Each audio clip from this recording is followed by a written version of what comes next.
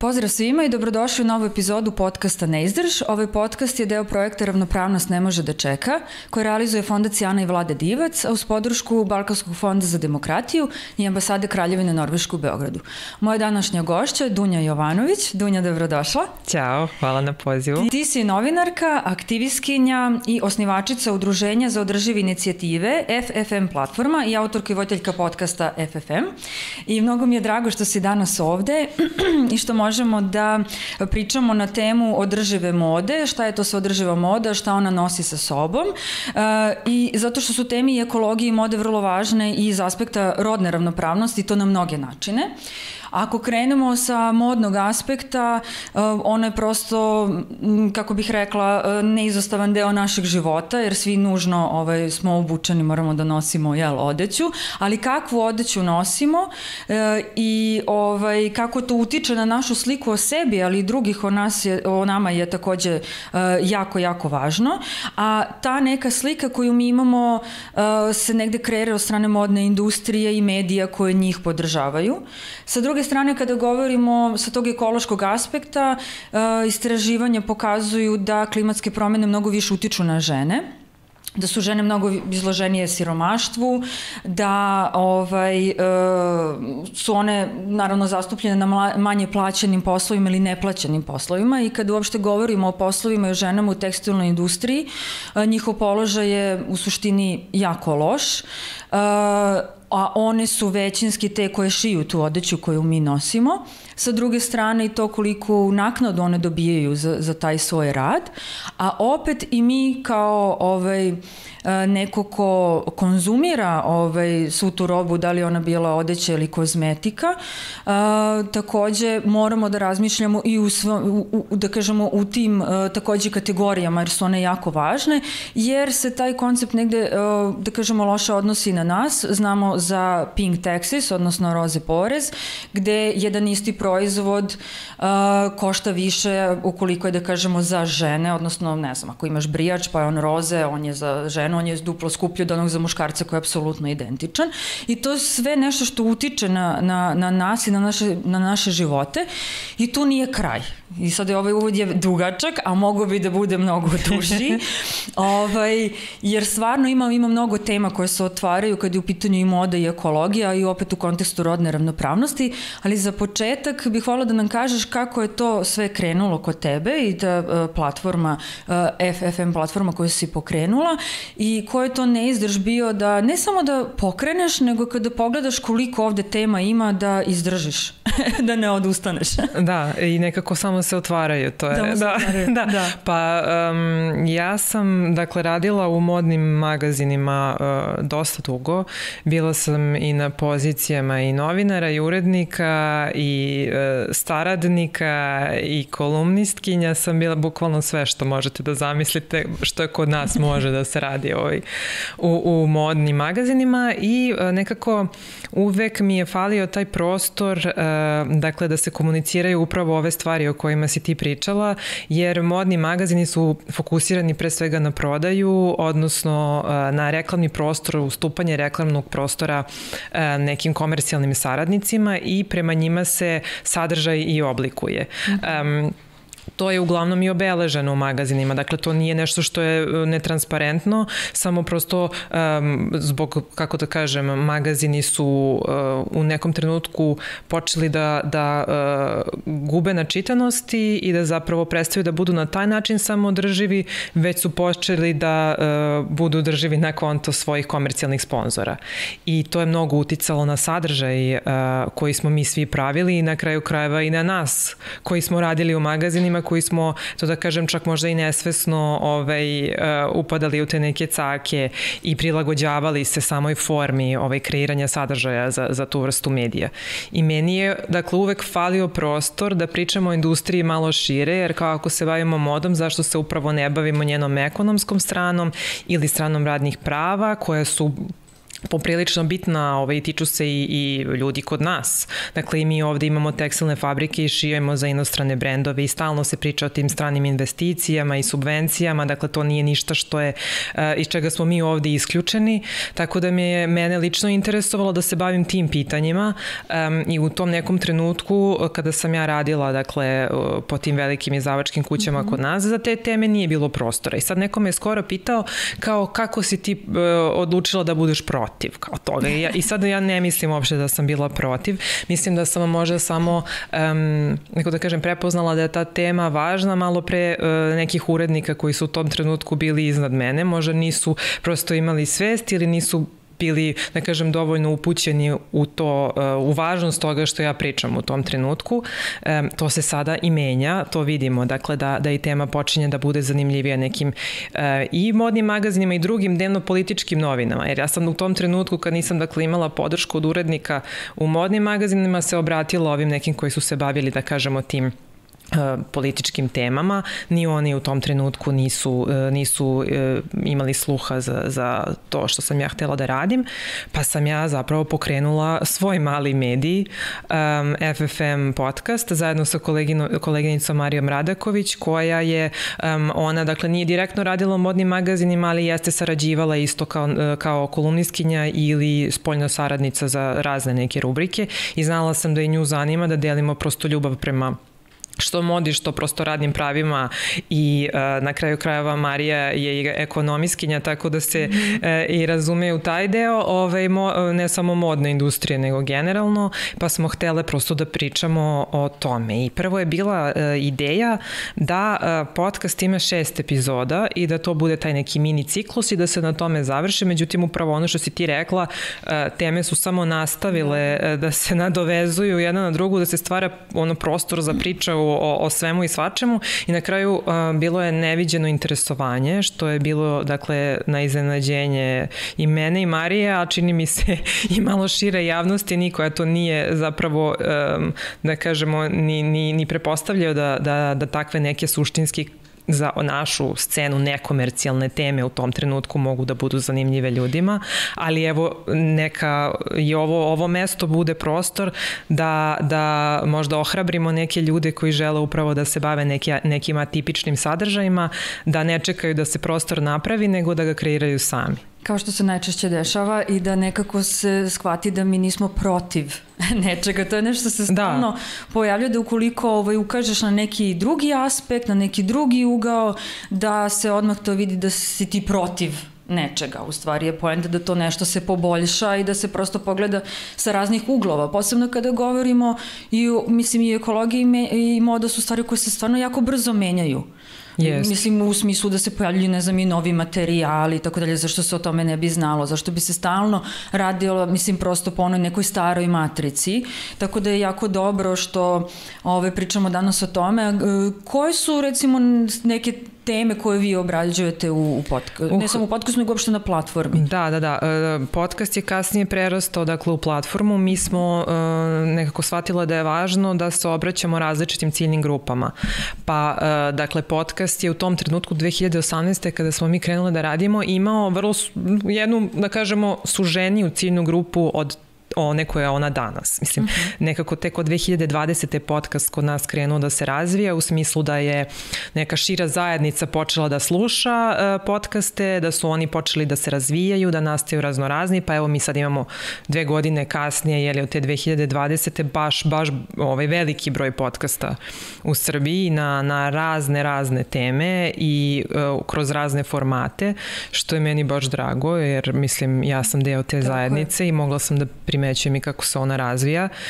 I dakle, imale smo podcast koji je imao svoju publiku. Ta publika je u tom trenutku mahom bila iz regiona, jer su oni, čini mi se, bili možda naviknuti na taj format nego ljudi kod nas.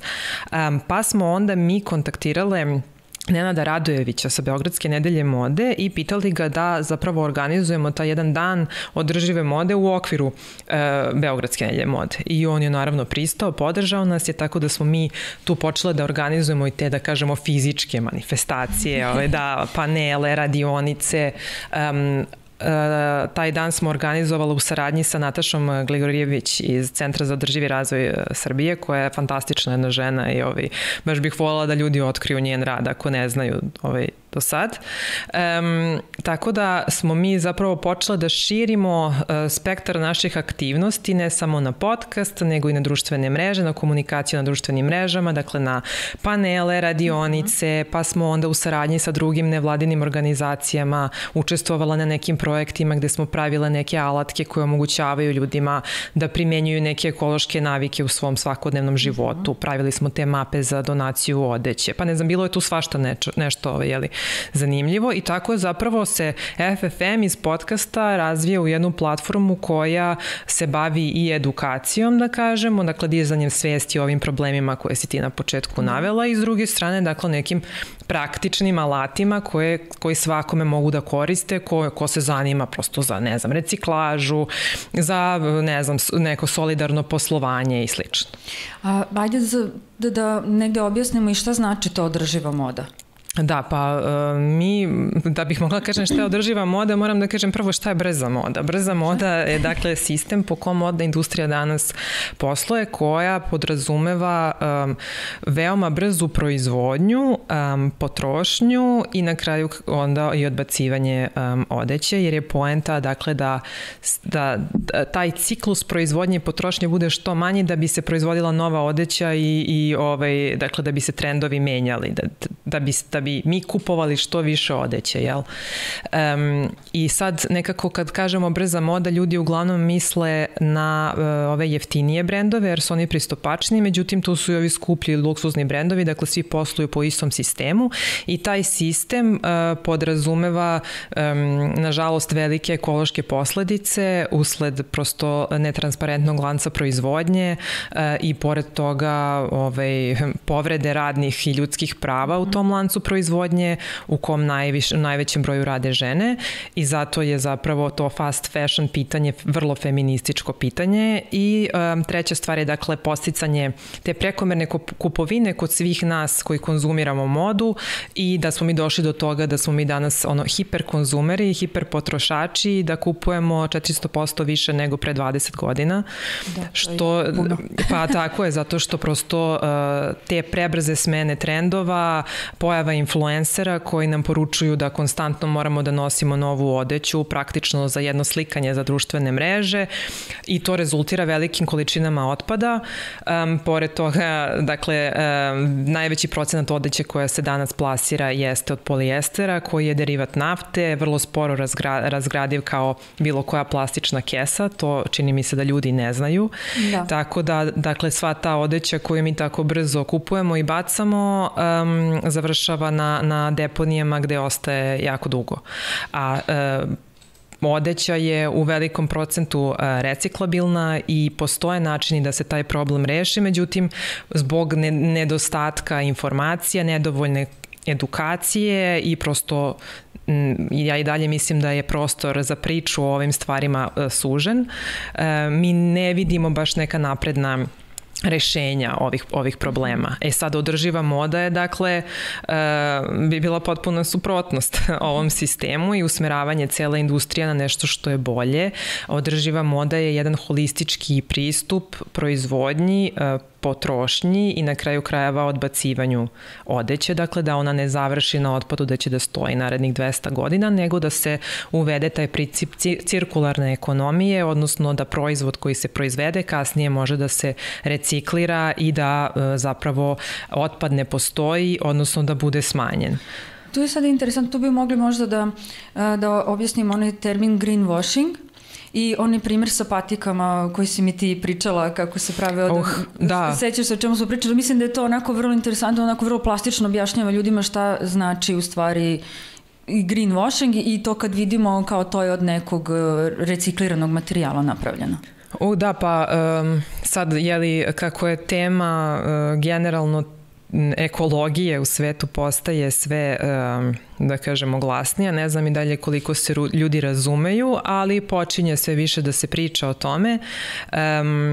Mi imamo taj moment da brendovi, naročito brendovi brze mode, pre svega zbog imidža, pokušavaju, dakle, ljudima da predstave svoje proizvode kao održive i svoje poslovanje kao održivo, iako ono najčešće to nije, ili je, na primjer, taj procenat održivog poslovanja mnogo manji u odnosu na onaj procenat neodrživog poslovanja.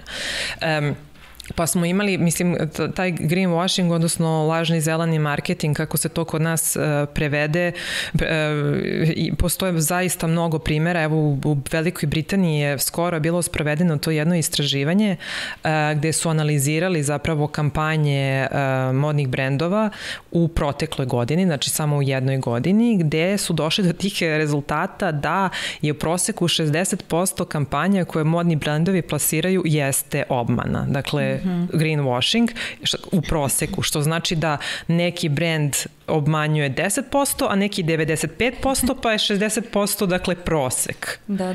Mislim, što je zastrašujuće. A mi nemamo ovde nikoga ko analizira reklame na taj način i ko zapravo preispituje ono što nam se poručuje i dolazimo do toga da ljudi zapravo poveruju u to što reklame govore, jer nisu dovoljno edukovani, ne mogu da razumeju poruke koje se njima šalju. Pa smo tako imali promociju tog recikliranog polijestera kao dobrog materijala, međutim ispostavilo se da nije baš tako, da se reciklirani polijester dobija mahom od plastičnih flaša i onda kasnije ne može dalje da se reciklira. Tako da otpad nije smanjen, kreirana je nova količina plastičnog otpada koji nije reciklabilan, dok s druge strane nemamo smanjenje novih plastičnih flaša na planeti da bismo mogli da kažemo da smo na taj način nešto posebno uticali na smanjenje plastičnog otpada. Dakle, jedan otpad smo pretvorili u drugi otpad i to je to. I neko je na tome zaradio i reklamirao to kao neku dobru praksu. I ono što je zapravo još jedna negativna posledica svega toga je da zbog svog tog reklamiranja recikliranog polijestera kao dobrog materijala je porasla potražnja za recikliranim polijesterom, pa se tako nekako proračunalo da će čak do 2030. 30% organskih materijala biti zamenjeno tim recikliranim polijesterom, što nije baš dobra statistika. To je, dakle, izdala ta jedna britanska fondacija Changing Markets. Pozivam ljude, ako ih zanima, da malo istraže. Zove se Fossil Fashion, ta njihova publikacija, dostupna je na internetu. Sad, kada pričamo, pomenula si malo pre i influencere i kampanje koje se kreiraju, koje su uglavnom obmanjujuće. Vola bi da malo više popričamo o tome, jer ti si i novinarka, i o tom konceptu femme-washinga, sada kad se vratimo na ovu, da kažemo, negde našu temu rodne ravnopravnosti, mislim, koja je cross-cutting kroz sve ove teme kojima pričamo. Kakav je uticaj influenceri, zašto je važno da i mediji, a i influenceri budu transparentni u tome što rade, što reklamiraju? A kad pričamo o održivosti, generalno transparentnost je najvažnija, jer ne možemo da menjamo stvari na bolje ako ne znamo šta se radi. Eto, na kraju krajeva, i kad pričamo o tom greenwashingu, ja ne mislim da je strašno da neko uvede neku novu praksu, evo kao što je bilo uveđenje tog recikliranog polijestera, ali ako se ispostavi da je to loše, mislim da je važno da se to kaže, da se to prosto transparentno kaže. Nije strašno ne znati, nije strašno pogrešiti. Što je retko danas. Danas je, svi se plašimo da ćemo nešto pogrešiti i da je to kraj sveta. Mislim. Pa da. A mislim da to mora da se menja da bismo mogli da napredujemo i da bismo mogli zapravo u nekom boljem smeru da idemo, jel? Kada pričamo o modi i toj rodnoj ravnopravnosti i ženskim pravima i uopšte, to je, mislim, baš teška tema. Da. Pa, da. Hajde da probamo iz jednog ugla koji možemo da okrenemo posle i na nešto neku pozitivnu poruku. Mislim, potpuno mi je jasno i uglavnom, mislim, i sama moja najava je bila vrlo, vrlo teška, ali mislim da je važno da se priča o tim konceptima kako bismo prosto mogli da ih menjamo u budućnosti. Jeste, pa ne, ja sad razmišljam kako da to sažmem. Zapravo ima smisla da nekako pokušam da pokrijem. Pa modna industrija jeste industrija koja je pre svega jako bogata, dakle mnogo zarađuje. S druge strane, ogromna je u smislu količine ljudi koje zapošljava, tako da postoje taj neki podatak da svaka 6. osoba na planeti radi u modnoj industriji, što je stvarno ovako, da. I 80% ljudi koji radi u industriji su žene.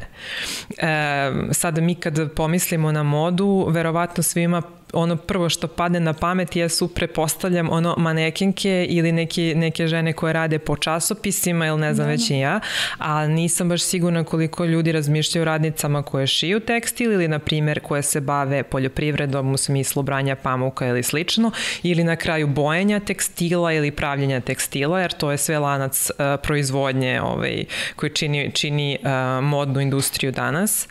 I u tom lancu proizvodnje koji je poprilično netransparentan, se dešavaju mnoge povrede, što radnih, što ljudskih prava, pa smo mi tako imali taj jedan događaj 2013. godine, to je ta tragedija, Rana Plaza fabrika se srušila i u toj nesreći je preko 1000 ljudi izgubilo život zapravo, pre svega mladih žena i onda tu su se nekako ljudi počeli da se pitaju u kakvim uslovima te osobe rade kad su oni zapravo toliko loši da se fabrika uruši. Mislim, kako to niko nije primetio i kako niko nije vodio računa o tome. Da, mislim, pa nadam se znaš što promenilo kad su videli. Pa neke stvari jesu, dobre, ali i dalje postoje vrlo slične situacije, bilo je rušenje nekih drugih fabrika posle i dalje postoje problemi da se potpišu ti neki sporazumi za zaštitu radnica u fabrikama i sad nekako moj utisak je da kad pričamo o tome, uglavnom se dakle cijela ta priča vezuje za nešto što je nama daleko, za Bangladeš, za Kambodžu, za ne znam, tako te neke dalje nama zemlje i nisam sigurna koliko ljudi kod nas mogu da se povežu sa time emotivno. Međutim, to je situacija i kod nas. Ne baš na nivou, ipak kod nas što se tiče fabrika i tih, kao da kažemo, struktura zdanja u kojima se odeća šije nije baš toliko loša, kao da nismo imali baš te situacije, ali povrede radnih i ljudskih prava i tekako jesmo imali. Postoji to jedno istraživanje iz 2018. godine, čini mi se, ili 2017. ali nije ni važno, dostupno je takođe online, vrlo je transparentno, može svako ko želi da pogleda, koja je odradila organizacija Clean Clothes Campaign i oni su zapravo išli po fabrikama po Srbiji, to su strane fabrike ili one koje rade za strane brendove, a koji su dobili investicije od naše države. I dakle, tom istraživanju su iznijeli lepo kakve sve povrede postoje, pa smo imali, čini mi se da je Geox najpoznatiji slučaj, gde su radnicama predlagali da nose pelene, da ne bi gubile vreme da idu u WC, pa smo imali neku dobavljačku fabriku za Benetton kod Niša, koja je u toku pandemije samo potpuštala radnice bez da im isplati plate i tako. U svakom slučaju o tome mnogo više znaju ljudi koji su radili za ta istraživanja za Clean Clothes Campaign ili, na primjer, mi smo radili taj jedan panel koji se zvao Tekstilne radnice emancipovane ili eksploatisane, gde nam je na panelu govorila Milica Lupšor iz Roza udruženja za zaštitu prava žena, koja je i sama tekstilna radnica i jedna fenomenalna gospođa. Eto, možeš i nju nekada pozoveš, super je baš. Svakako, mislim, Roza radi fantastične stvari. Mislim, tu neko što pozivam sve da pogledaju njihov sajt i sve publikacije koje oni imaju, mislim, prosto je odlična organizacija. Izdali su baš skoro jednu publikaciju gde su popisali, da kažemo, najčešće nedoumice koje naši ljudi imaju vezano za radna prava, pa su ih onda detaljno objasnili od toga kako da čitate ugovor pa nadalje, mislim. Tako da super informativno i stvarno, eto, nek pogleda koga bude interesovalo, ali da, prosto problem modne industrije jeste feministički problem i kao i sa ekologijom, mi imamo sad taj trend da brendovi zapravo umesto da rešavaju pitanja radnih prava unutar tog lanca proizvodnje, oni odjednom imaju nekakve osnažujuće kampanje usmerene opet ka ženama. Pod navodnicima osnažujuće. Pa da, mislim sad, ajde... Ja to uvek nekako gledam ovako, razmišljam, na primer, kada vidim takvu neku kampanju ovde kod nas. I sad ja zaista, kako kažem, ja mislim da ljudi koji ovde plasiraju te kampanje zaista nemaju nikakve veze sa lancem proizvodnje brenda za koji oni rade. I neke kampanje su zapravo i dobre. Mislim, imali smo kampanje koje, na primer, dižu svest o raku dojke, pa ne znam, za rodno osetljivi jezik i tako dalje, ali opet nisu objektivne u tom smislu što nijedna ne ukazuje na problem kršenja radnih prava u samom brendu, dakle u poslovanju samog brenda, i ja se zaista nadam da će se to promeniti, jer prosto ne vidim kako borba za ženska prava može da napreduje bez te priče, odnosno uz eliminaciju jednog velikog dela problema. Tako, nije dovoljno da nosimo majicu I'm a feminist. Da. Koja je poenta da se bavimo stvarno suštinskim problemima koje stoje, mislim, iza svega toga. Pa eto, to je bilo, evo ko ne zna, dakle Dior je izbacio te I'm a feminist majice koje su koštale nešto preko $800 i Dior je takođe brend koji ima vrlo netransparentan lanac proizvodnje i kršenja radnih prava unutar istog, i tek posle reakcije brojnih aktivističkih organizacija su onda iz brenda odlučili da sav novac od prodaje ide u neke dobrotvorne svrhe, ili sad ne znam sad, da, bilo je pre par godina, malo sam i zaboravila sad gde tačno je išao, ali eto. Da, neki pritisak je izvršen na kraju. Jest. Ono što je interesantno, što ste isto često pominjali, ajde sad da pričamo, da kažemo malo o toj održivoj modi, kompanijama koje rade, da kažemo, te dobre stvari. Percipira se da su te stvari obično skupe, da su ti materijali skupi, da ako uzimaš od, ne znam, nekih, da kažemo, modnih kreatora domaćih, od nekih domaćih brenda, njihove proizvodnje su prosto manje i da kažemo, te stvari su možda malo skupljali, mislim, kvalitet i to kakav je njihov proces rada je nešto potpuno drugo. Prosto bih voljela da malo pričamo o tome i da i pohvalimo neke koje to dobro rade firme. Mi zapravo imamo baš sjajne brendove i ono kad se kaže svetsko, a naše, mi imamo, ako pričamo o održivosti u modi, zapravo ispred svetskog, a naše. Imamo baš prave lidere u održivosti na svetskom nivou i meni je mnogo žao što se o tome ne priča kod nas. Zapravo oni ni nemaju ni da kažemo ni taj budžet za marketing da bi zapravo mogli da se istaknu na taj način, pa opet nekako strane korporacije bivaju vidljivije u tom smislu, iako je upitno koliko su održivije i da li su uopšte održivije. Pa ja bih pomenula brend Ivko. Oni su fantastični, znači pored toga što je sva proizvodnja, dakle proizvodnja materijala je potpuno prirodna, oni koriste struju iz obnovljivih izvora, na primjer, to je nešto što se ne zna i što je kod nas ovako vrlo neobično, to rade potpuno samoinicijativno, dakle niko njih ne uslovljava da rade tako, prečišćavaju svoje otpadne vode, trude se da rade na reciklaži otpadnih materijala ili viškova materijala u saradnji sa nekim drugim nekim drugim fabrikama koje se ne bave nužno modom, ali na primjer s fabrikama za proizvodnju tekstila, sa fabrikama za proizvodnju ovog tekstila za automobile, za sedišta i tako. Dakle, da sav taj višak materijala zapravo ne ode na deponiju ili ne bude spaljen, nego da se ponovo upotrebi u nekom drugom obliku i sad i tu postoje razne neke zakonske prepreke. Evo, ko hoće može da posluša.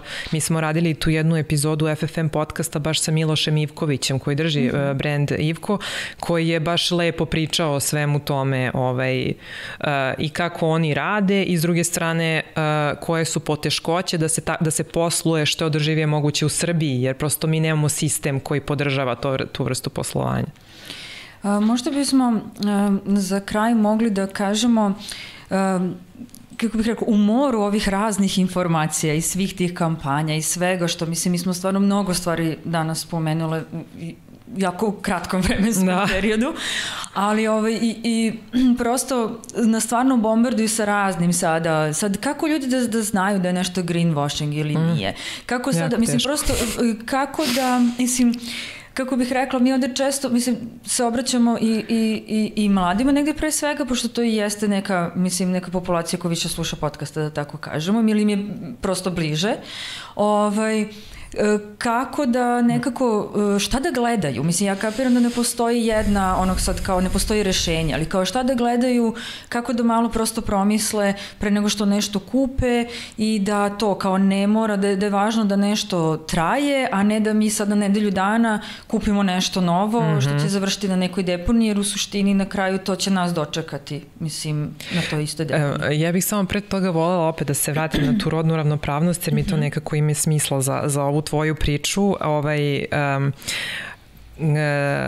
Ova ekipa što radi Green Fest je pre par godina uradila istraživanje o tome kako ljudi u Srbiji kupuju i čini mi se negde preko 60% ljudi je reklo da im nije važno gde je proizvedena odeća ni ko ju je proizveo.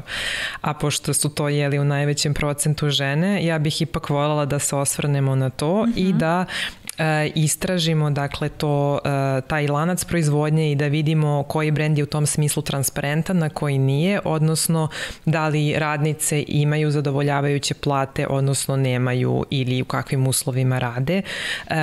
Kad pričam i o svom podcastu, moj lični utisak je da kad se govori o radnim pravima da je interesovanje najmanje, što je meni baš onako čudno, iskreno, zato što bez obzira da li pričamo o tekstilnoj industriji ili bilo kojoj drugoj industriji, svi mi, ili ajde ne mogu kažem svi mi, ali većina ljudi koje ja znam jeste radila u nekim toksičnim okruženjima i nisam baš sigurna koliko smo upućeni u naša radna prava i mehanizme, dakle, da se borimo za naša radna prava, pa mi je onda užasno zanimljivo da nas to u isto vreme zapravo ne interesuje previše.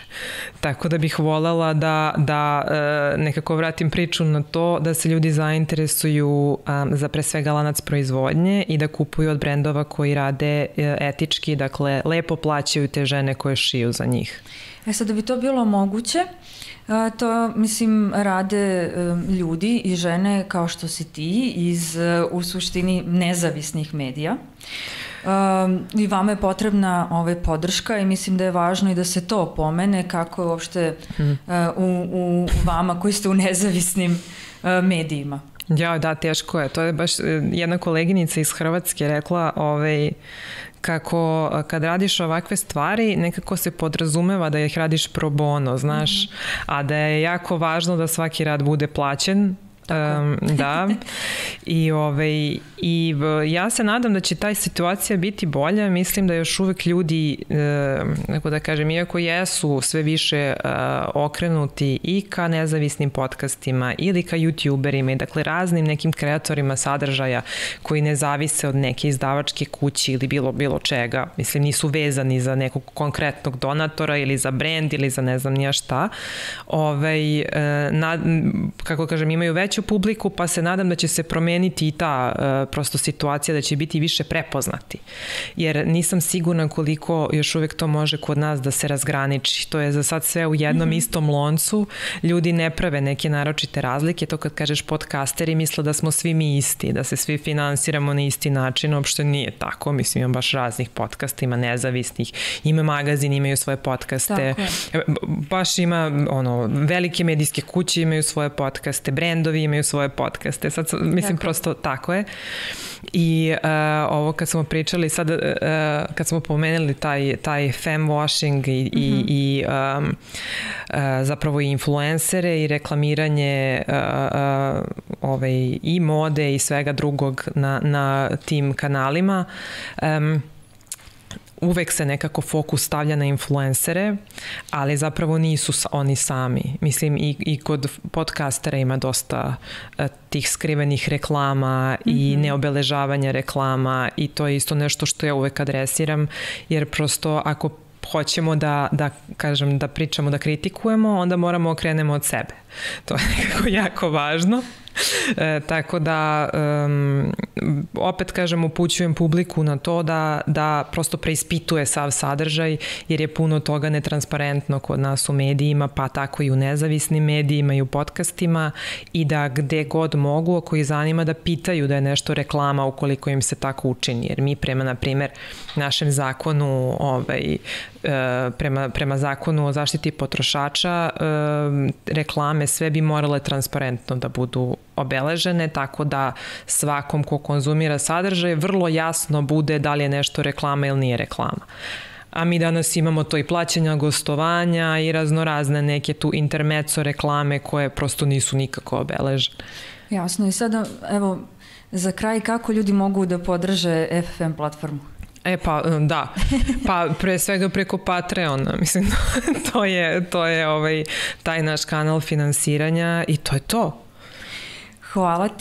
Hvala ti na celoj ovoj priči, nadam se da ćemo imati još prilike da pričamo u budućnosti, verujem da će se nove teme samo otvarati, još nismo ni sve stare prošle, ali hvala ti što radiš na tome, pozivam ljude da isprate celu platformu, a i podcast, mogu mnogo da saznaju i novog da nauče i da negde iznađu načine kako da se snađu u svemu ovome, tako da se, stvarno nadam da ćemo još pričati na ovu temu i mnogo ti hvala. Hvala tebi.